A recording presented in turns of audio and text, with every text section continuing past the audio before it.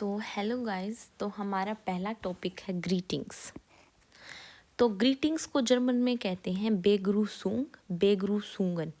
जैसे अगर singular greeting है, फॉर एग्जांपल मैंने ले लिया गुड डे, गुड डे, तो ये सिंगुलर है, एक ग्रीटिंग है, तो हम इसको कहेंगे बेग्रूसुंग। अगर मैंने ले लिया गुड डे, गुड मॉर्गन, मतलब गुड मॉर्निंग, गुड इवनिंग, तो ये मेरे पास 2-3 ग्रीटिंग्स हो गई, मतलब प्लूरल, तो इसको हम कहेंगे बेग्रूसुंगन। तो good day, good day, good को हम कैसे कहते हैं जर्मन में? गुड को हम कहते हैं गुटन, गुड को हम कहते हैं गुटन। जो ये ई है वो जर्मन में एक ही तरह प्रोनाउंस होता है।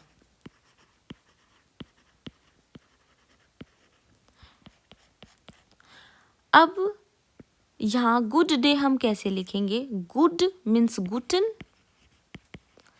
डे, डे को हम जर्मन में कहते हैं टाग, तो ये क्या बन गया? गुटन टाग। गुड मीन्स गुटन, मॉर्निंग, मॉर्निंग को हम जर्मन में क्या कहते हैं? मॉर्गन। सो गुटन मॉर्गन, गुड गुटन। इवनिंग को हम कहते हैं आबेंड, इवनिंग को हम क्या कहते हैं? आबेंड।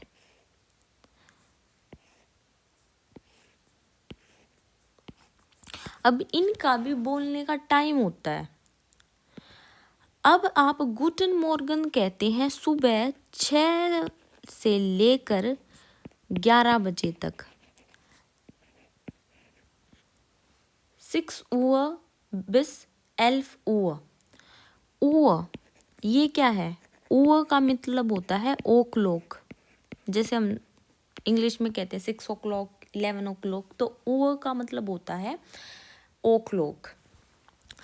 टाग, टाग का टाइम होता है, गुटन टाग बोलने का टाइम होता है 11 से लेकर 18 तक। 18 इन द सेंस 6 बजे तक, ठीक है, शाम के 6 बजे तक।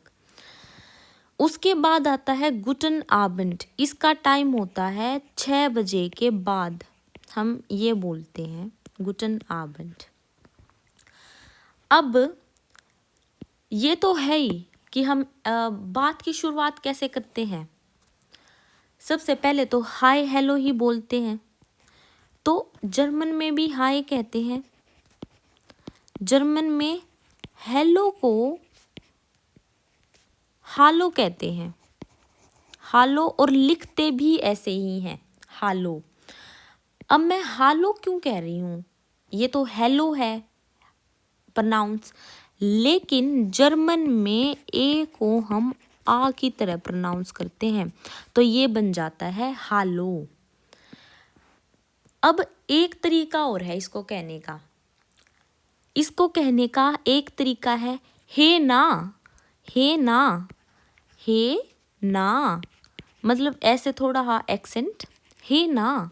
हे ना यहाँ पे लोकल चीज़ है, मतलब आप जब किसी जर्मन को अच्छे से जानते हैं तो वो आपसे पूछता है हे ना, हे ना, हे का मतलब तो हाय हेलो यही है। ना का मतलब होता है व्हाट्सअप, आल्स गुड, व्हाट्सअप, तो ये होता है हे ना। उसके बाद ये तो हमने कर लिया, हम बात की शुरुआत ऐसे ही करते हैं यहाँ पे, हेलो गुटन टाग, जो भी टाइम चल रहा है, हेलो गुटन टाग। उसके बाद लास्ट में आते हैं बाय, हम बाय कहते हैं लास्ट में, तो वो कैसे कहते हैं? अब हम यहाँ पे बाय नहीं कहते हैं, यहाँ पे बाय भी बहुत तरीके से कहा जाता है, बाय इंग्लिश है। तो देखो बाय कहने का तरीका है, सबसे पहला चूस, चूस, ये इनफॉर्मल है। इनफॉर्मल मतलब आप अपने फ्रेंड्स के साथ इसको यूज़ कर सकते हैं। आप प्रोफेशन वाइज इसको चूज़ को यूज़ नहीं कर सकते हैं। उसके बाद है auf Wiedersehen। auf Wiedersehen, मैंने कह रही हूँ auf Wiedersehen, जेड की आवाज़ आ रही है। क्यों आ रही है? क्योंकि एस को हम जर्मनी में थोड़ा हाँ जेड की तरह प्रोनाउंस करते हैं, Z. auf Wiedersehen। auf Wiedersehen का मतलब होता है गुड बाय, और ये फॉर्मल है। आप इसको मेल्स में यूज़ कर सकते हैं, आप इसको अपने शेफ के साथ, बॉस के साथ यूज़ कर सकते हैं। उसके बाद आता है बिस बाल्ड और बिस स्पेटर। बिस बाल्ड, बिस स्पेटर। बिस बाल्ड का मतलब होता है सी you soon. C you soon, जल्द से जल्द मिलते हैं दोबारा। बिस स्पेटर का मतलब होता है सी यू लेटर, मतलब बाद में मिलते हैं।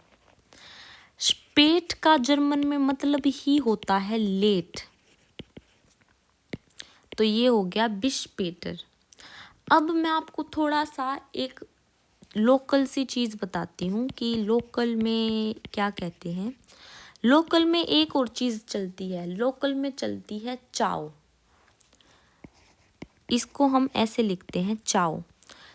यहाँ पे आपको बहुत लोग बोलते मिलेंगे जब आप यहाँ के ग्राउंड पे जाके जर्मन बोलना स्टार्ट करते हैं, तो लोकल को मतलब लोकल में लोग बोलते हैं चाओ एक दूसरे को। हालांकि ये भी इनफॉर्मल होती है, लेकिन आप बोलते हैं अपने शेफ के साथ या सीवी में या कहीं भी ईमेल्स में अवॉइड करते हैं, नहीं बोलते हैं, नहीं लिखते हैं। चाओ का भी मतलब होता है बाय। लेकिन इटालियन में चाओ का मतलब होता है हेलो, और जर्मन में चाओ का मतलब होता है बाय। एक और चीज़ मैं बताती हूँ आपको। जब आप कहीं से ऑफिस से छुट्टी करके आते हैं तो आपके एम्प्लॉयज़ या आपके कुलीग्स आपको कहते हैं शूनन फायर आबेंड। शूनन फायर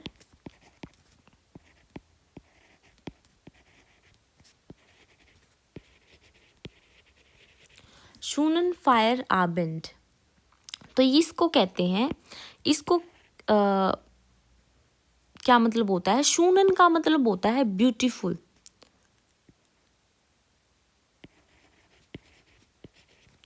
शूनन का मतलब होता है ब्यूटीफुल।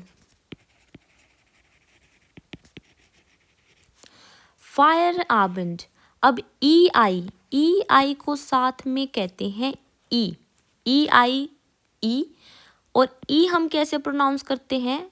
ए की तरह।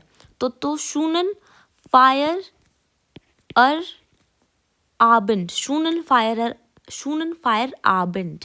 तो इस FEIER को हम प्रोनाउंस करते हैं फायर।